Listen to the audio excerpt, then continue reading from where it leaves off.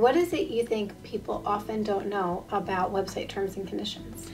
Very interesting. We constantly have people call us and say, well, I don't need you to write up my terms and conditions because I'm just going to lift them from somebody else's website. And the bottom line is that your terms and conditions are really specific to your business. So if you have a website which is selling something in a certain way or in a certain jurisdiction, let's say it's Wyoming, or let's say it's Iowa, or let's say it's California, and your business is in a different state.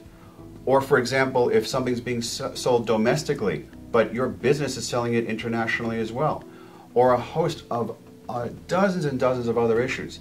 Your business needs may be so different from the needs of the business that created those terms and conditions that they're virtually useless to you.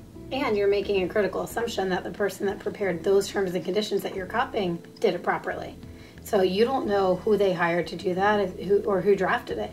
And it might be that they are woefully insufficient to protect any rights, much less your company's rights.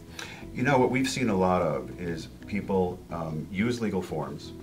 They figure that because they're in indecipherable language, they must be really smart and good, and they just figure that they're protected. And the reason that generally people don't realize they're not protected if they're not really doing this the right way is that generally people don't get into lawsuits.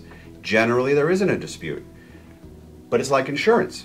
You can drive down the highway at 100 miles an hour with a blindfold on and you might not get into an accident. On the other hand, it's probably not a good idea if you're risk averse.